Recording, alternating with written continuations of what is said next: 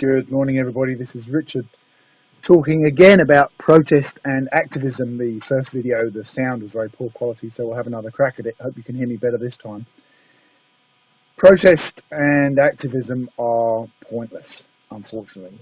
The good news is that when we introduce a resource-based economy, everything that protesters and activists of today are hoping for or wishing for will come about, because generally their values shared actually by pretty much the whole global population if they could afford it.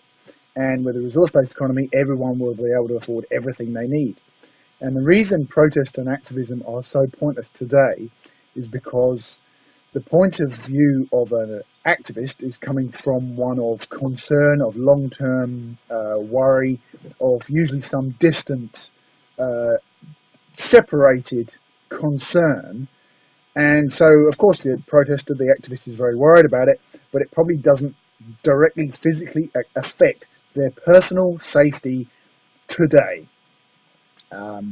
Whereas at the bottom of every other organisation that we are protesting against, and it doesn't matter if it's whale hunting or drilling for oil or mining or whatever, at the bottom of those systems, I know the bosses of those companies are not poor and they're not starving, but when they are in the monetary structure, which of course they are, everything is, the people at the bottom of those organisations, or the people just outside of those organisations, are literally starving.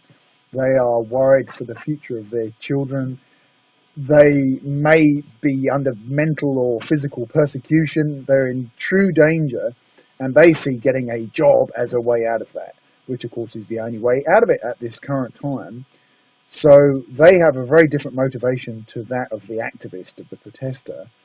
And of course, if you were truly suffering, if your family's lives were in danger, then you'd probably put your concerns about deep sea oil drilling to one side while you pursued your immediate objectives to try and save the life of your family.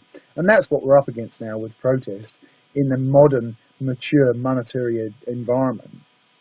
It's not the people doing the oil drilling don't care. They do want to do the right thing, but they need a job. And behind them is somebody who doesn't have a job and his family is starving. And he'll do whatever it takes.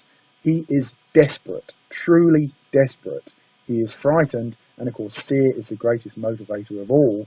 So as good, well-wishing protesters, we're never going to get what we want in a monetary economy. The great news being, when we transition to a resource-based economy, we will all get the results of the protests that we want, which is great news.